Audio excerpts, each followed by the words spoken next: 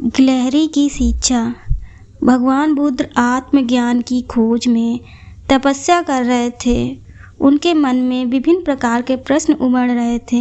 उन्हें प्रश्न का उत्तर चाहिए था, लेकिन अनेक प्रयासों के बाद भी उन्हें सफलता नहीं मिली।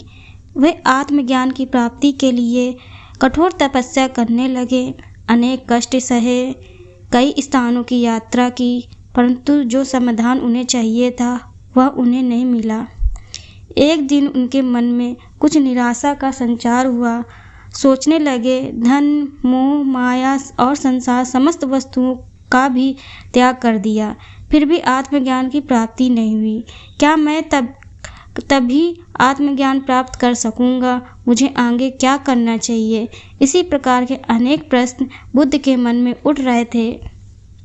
तपस्या में सफलता की कोई किरण नहीं दिखाई दे रही थी और इधर बुद्ध ने प्रयासों में कोई कमी नहीं छोड़ी थी। वे उदास मन से इन्हीं प्रश्नों का मंथन कर रहे थे। इसी दौरान उन्हें प्यास लगी।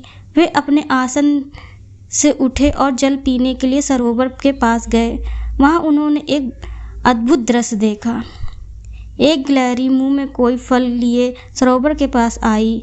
फल उससे छूटकर सरोवर में गिर गया। गिलहरी ने देखा, फल पानी की गहराई में जा रहा था। गिलहरी ने पानी में छलांग लगा दी। उसने अपना शरीर पानी में भिगोया और बाहर आ गई।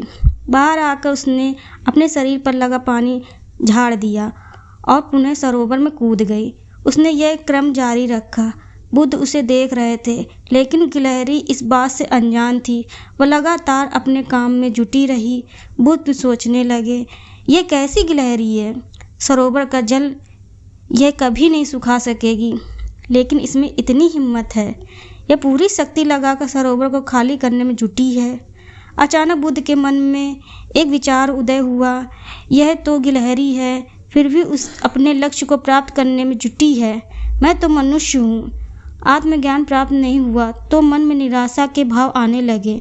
मैं पुनः तपस्या में जुट जाऊंगा। इसी प्रकार महात्मा बुद्ध ने गिलहरी से भी शिक्षा प्राप्त की और तपस्या में जुट गए। एक दिन उन्हें आत्मज्ञान प्राप्त हो गया और वे बुद्ध बन गए। धन्यवाद दोस्तों। ऐसी ही कहानी सुनने के लिए हमारे चैनल को सब्सक्राइब करिए प्लीज़। Thank you.